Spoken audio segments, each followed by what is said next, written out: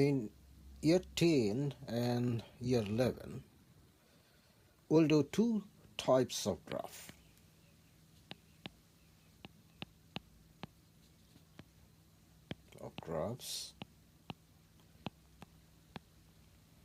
In fact, in year 11, we are going to have more than two, and we'll come back to that later.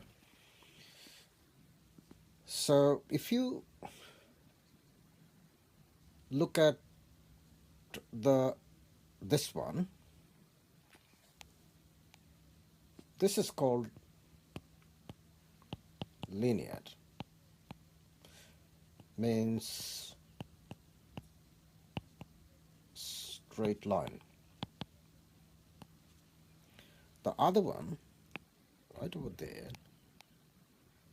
it's called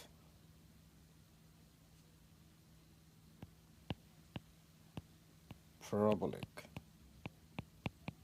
right? Okay, some of the people might call it non-linear, but in the non-linear category, there are so many different types of graph. That's more generalization. Now look at the nature of this graph.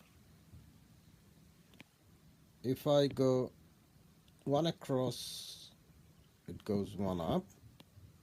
Then from that point, if I go one across, it goes one up, and it continues.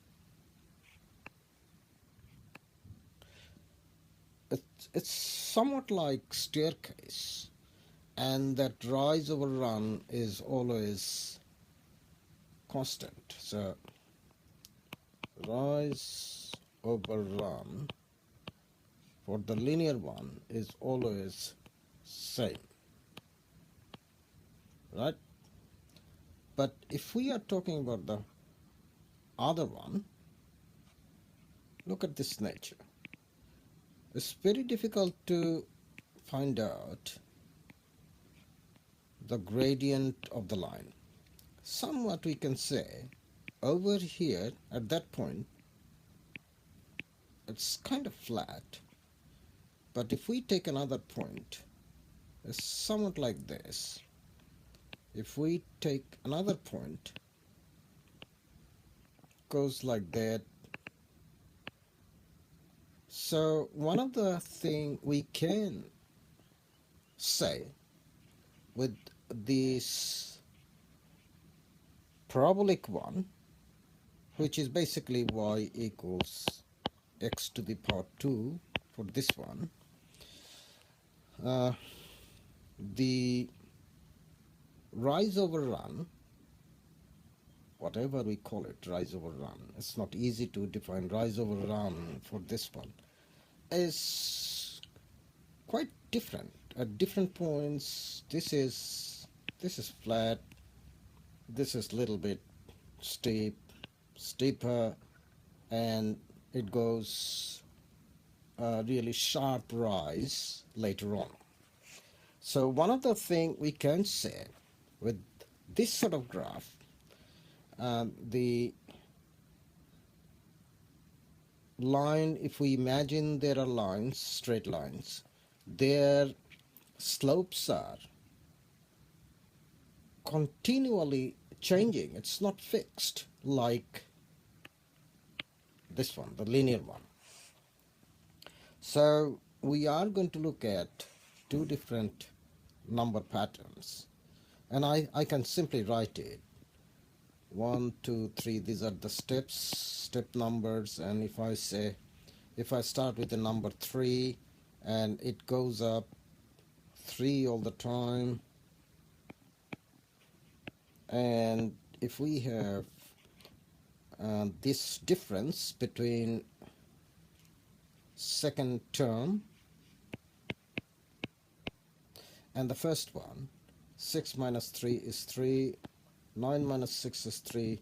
So that's one of the unique feature of the linear graph, that we call it a difference 1, first difference.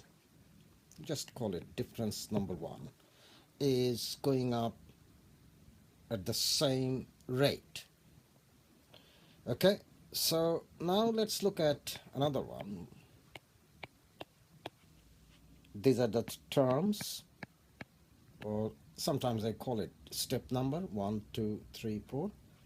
And if we start with say a number 3, and if it goes up,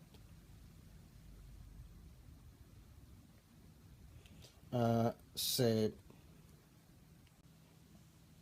so just look at this sequence of numbers.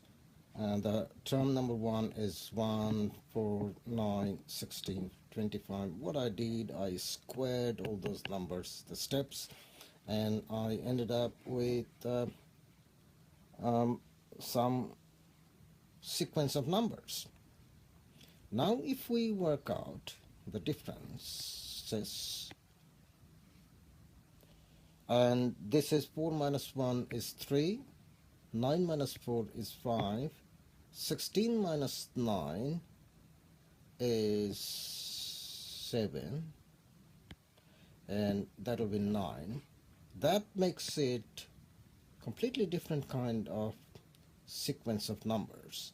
And this is, if we call it a difference 1, or the first difference, they are not same. So it's not, this one is not linear, it's non-linear. Now one of the things we can do, we can be very precise just by going 5 minus 3 is 2, 7 minus 5 is 2, and 9 minus 7 is 2. So it makes it a very specific kind of non-linear pattern. We call it quadratic pattern. So next video we are going to look at more quadratic pattern, and I'm going to show you how to write the equation with discrete differences, which is not easy, and some of the people would argue that it's not a good way of writing the equations. But the thing is that one of the good thing about it is it always works. It always works.